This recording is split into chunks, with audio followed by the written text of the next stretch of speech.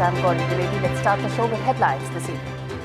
First up, in his very first sermon in 5 years, Iran's supreme leader makes a pitch for unity of Muslim countries, says Muslim nations have common enemy even as tensions in the region continue and the world remains on the edge. How much is India impacted, and can New Delhi play any role in this region? In his annual piece for Foreign Affairs, U.S. Secretary of State Antony Blinken names China and Russia as revisionist powers. As response, Blinken says that U.S. must reinforce its ties with partners and allies and double down on mechanisms like the Quad. As India attempts to lead the global south, it increases its engagement with CARICOM nations. Andrew Holness becomes the first Prime Minister from Jamaica to visit India. The two countries signed key pacts including defense, trade and security. Former US Secretary Larry Summers tells NDTV that India should focus more on services to fulfill its true economic potential. Summers says technology will reduce manufacturing sector's job creation prospects. Optimistic. I think that India does have the prospect of, for quite some time, being the greatest growth prospect in the world. India and the United States are set to sign a pact for critical minerals. The move will allow guaranteed supply of raw materials needed for all major industries, including India's semiconductor ambitions. It will also China-proof global supply chains.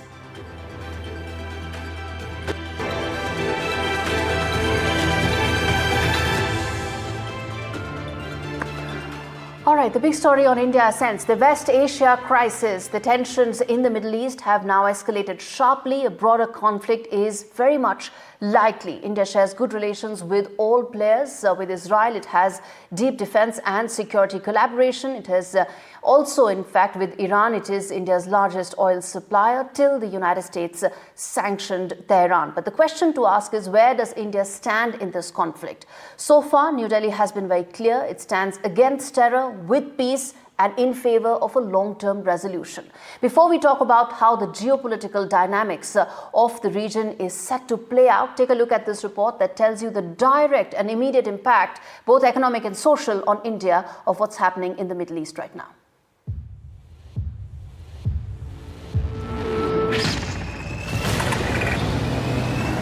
موجه للأمة الإسلامية جمعاء.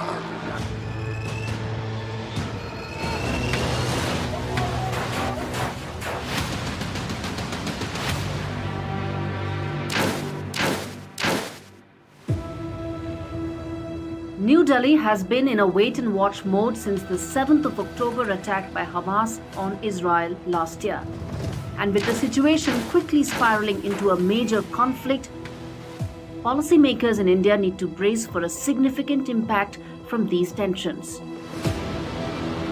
For one, there are nearly 90 lakh Indians in the entire Middle East. A broader war could put most of them at risk, requiring the government to ensure safety and possibly swift evacuation. This would also hit the $87 billion of annual remittances that India receives from the Middle East region. A conflict in this region will also risk India's energy supplies, besides making it costlier. A higher crude will affect India's finances, affecting both current account deficit and trade deficit. Oil crossing $100 a barrel is no more a distant possibility. At risk is also the Chabahar port, one of India's most recent strategic investments to build linkages with the Central Asian markets and to counter rising Chinese presence in the region. All right, India has a large exposure to this region. Is it in a position to mediate, and is a full-scale war now imminent? That's the question. For one, mediation requires leverage. India is a growing power, but it still has very limited leverage on all parties to ensure any breakthroughs that are needed. Secondly, unlike the attack on Gaza, where a response came from the entire Muslim world, Israel's attacks on Iran have not led to any widespread condemnation because of the fault lines that exist in the Muslim world, whether it's Shia, Sunni, Arab, Persian, pro-West, anti-West. And not everyone is then throwing their lot behind Tehran, which means Iran knows that the escalation will have only limited appeal. And this also explains Iran's supreme leader Khomeini's rallying call for all Muslims around the world today after the Friday prayers. Now, at stake is the leadership of the entire Muslim community. Thirdly, there are internal political factors that are also at play. The Iranian dispensation, mind you, is very unpopular. The anger that started with the hijab protest still simmers, and escalation could just add to that political uncertainty for its leadership. And lastly, Iran's military arsenal, though significant, is not unlimited. Figures aren't available, but at some point of time, its ballistic missiles will get exhausted. It fired 180 ballistic missiles. How many more can it fire? 200, 300, 500 at best. This is why this is a situation where the interplay of political, military and geopolitical realities makes it complex, dynamic and that much harder to predict.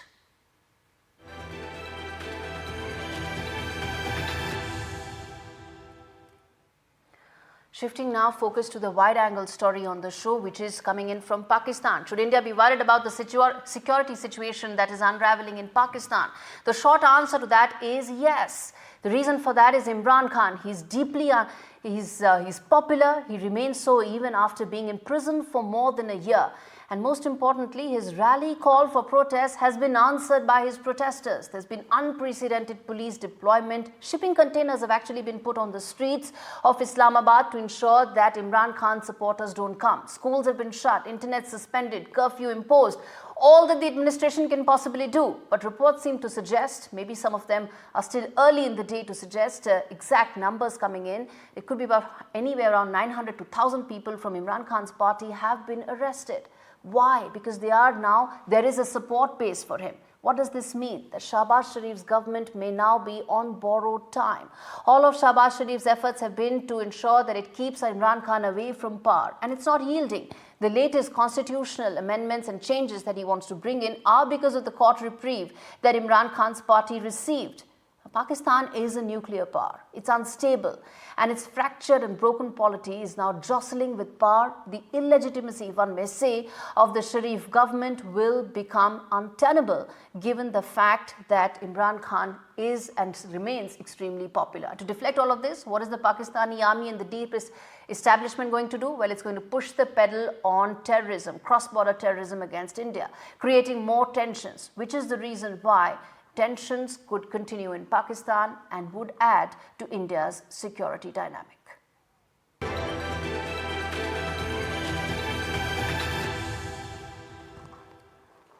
All right, shifting focus now to the big voice on the show. It is José Manuel Barroso joining me on the broadcast to talk more about, well, the global conflict that is taking place and the number of wars that are taking place. Mr. Barroso, thank you so much for joining me on the show.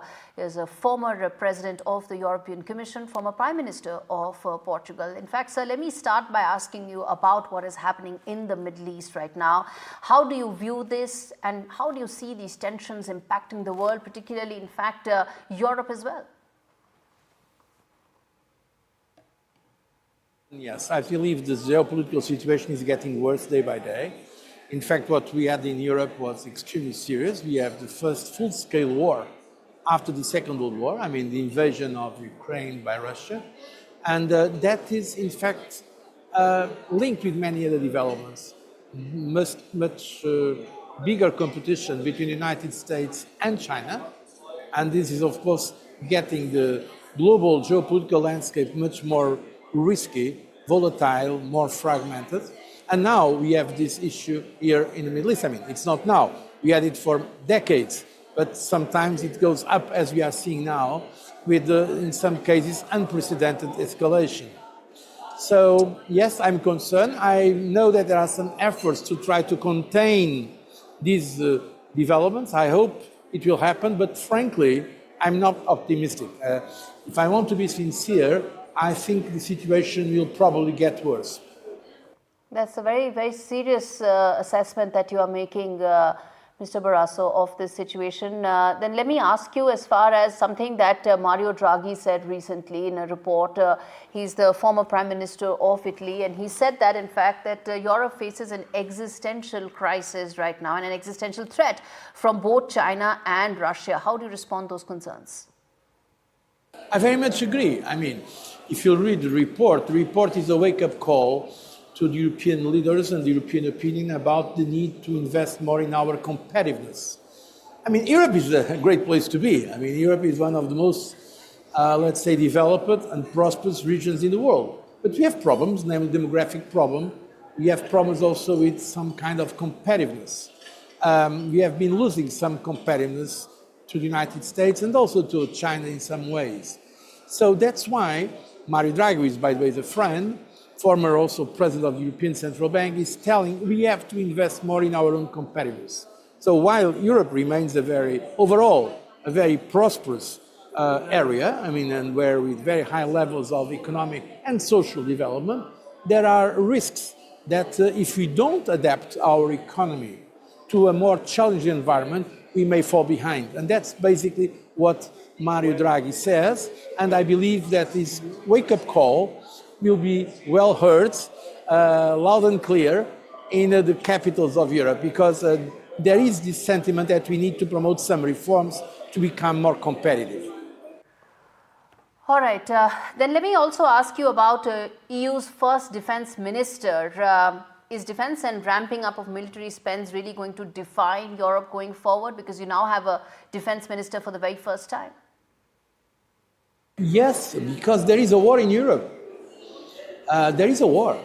I mean, Russia invaded Ukraine. Ukraine is not a member of the European Union, nor NATO, but it's our neighbor, very close. And precisely to avoid that war to go to other parts of Europe, for instance, that will be much dramatic if Russia invades a European Union or a NATO country. The Europeans are now getting prepared for that. So yes, there will be more investment in defense, no doubts about it.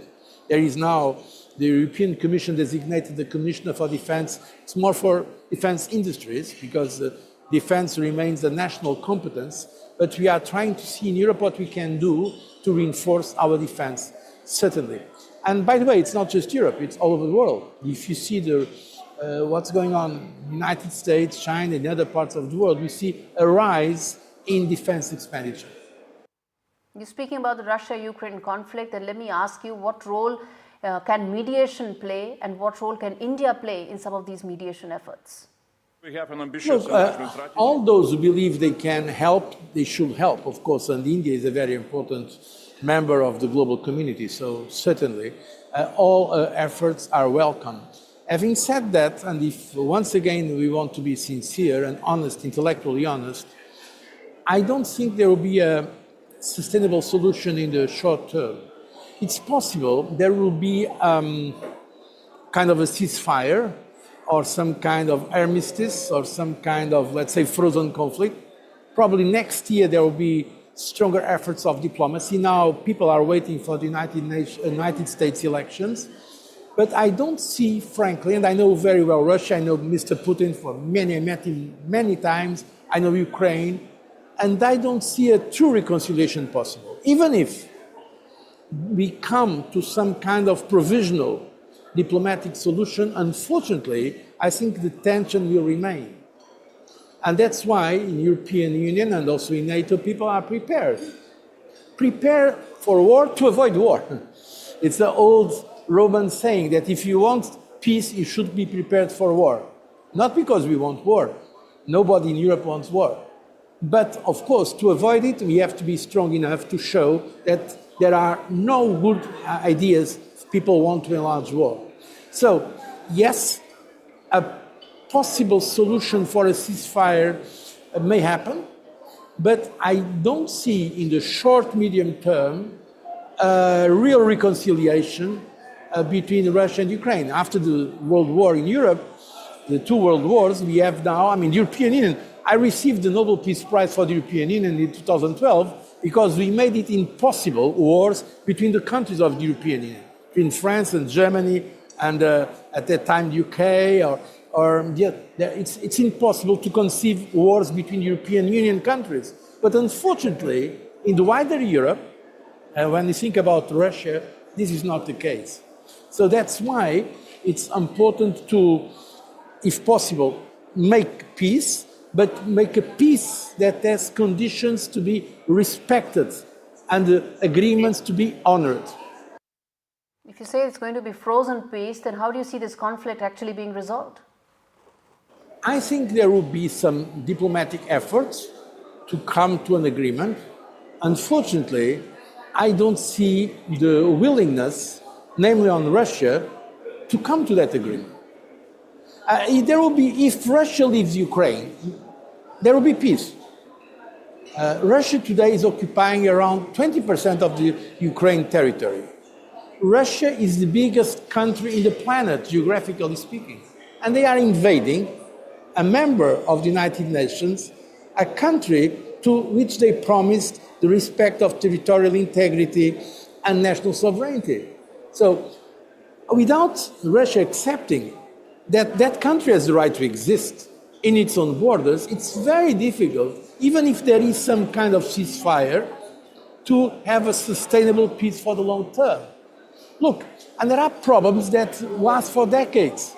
If you think about Korea, between North Korea and South Korea, there is no war now, but there is also no peace. There is a kind of a frozen conflict. They are the two armies in front of each other. So, and that's, I'm afraid, what can happen in Ukraine and Russia.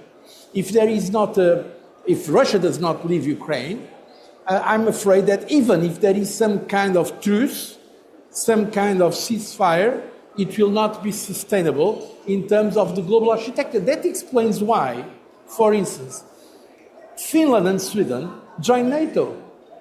Before the invasion of Ukraine by Russia, it was unthinkable to have Finland and Sweden in NATO.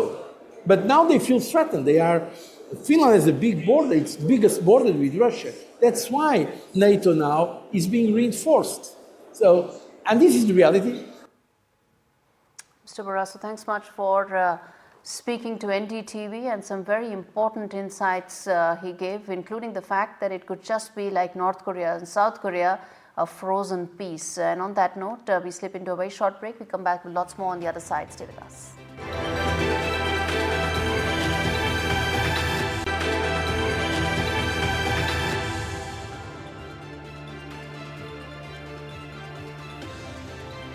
Welcome back. You're watching India Sense with me, Gauri Trivedi. Now, climate concerns are real, and they are now. A typhoon in Taiwan, there's a hurricane in US, and there have been underground fires in Arctic. But it's now affecting the developed countries like never before in ways they didn't imagine. Will it pave the way for richer nations to do more by doing less to make the planet warmer? Find out in this report.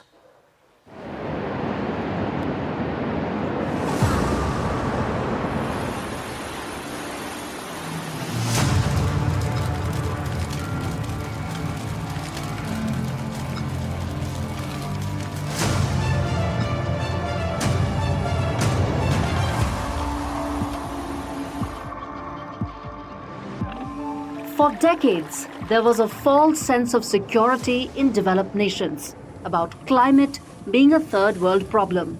It's no more the case.